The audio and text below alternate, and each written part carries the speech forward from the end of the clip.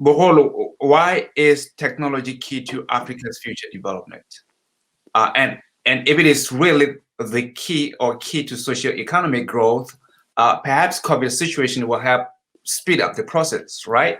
Please talk about some major problems within specific sectors that the internet can solve, and also talk about how technology can be an accelerator in breaking the cycle of inequality and poverty in countries like South Africa. That's if you can, which are still suffering from the vicious dark past. I know this is too broad, so you can just Yeah.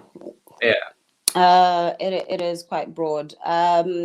Instead of just focusing on digitalization, I want Yeah. to Mhm.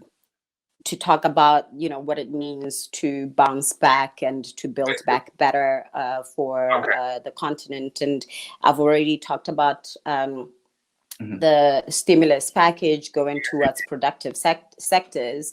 And I Yeah. want to give an example in that particular area that we're talking about, ensuring that we're focusing on industrial development in our countries in order to be ready to benefit from the AFCFTA when it kicks off.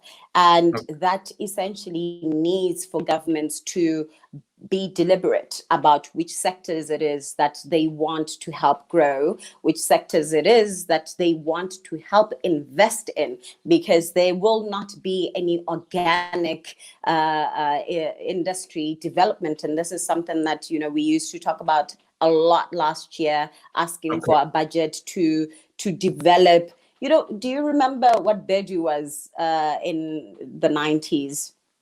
Mhm. Ramachai had this program of Bedu, and Yes, when I was I minister, remember it. Yes. Yes. I really wanted to resuscitate Bedu under the industrial upscaling program. And Okay. what was so unfortunate was that there was no budget for it, and we tried so hard to ask for an extra budget to resuscitate and to bring in new sectors, because I think that diversification really needs targeted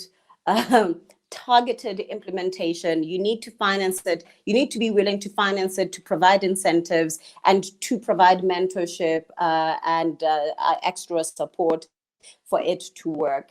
But this time we are fortunate, and so are other countries, that we're looking at the stimulus package. We are forced to look at the stimulus package, and we might as well put the money in those sectors, because it would be more of a long-term investment rather than a short-term investment. And this will actually help us in reducing the level of economic scarring that can happen.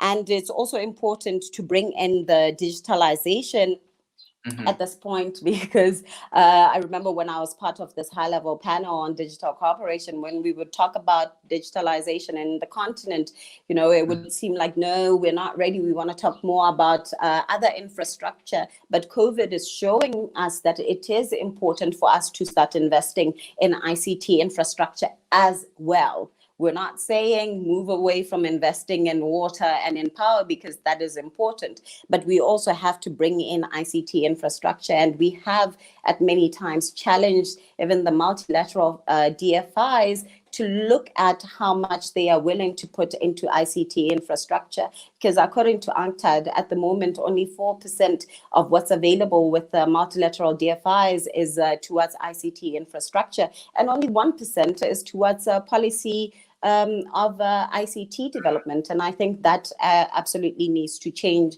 because we once again shouldn't be left behind. When we were given a crisis, we should use it and we should bounce back.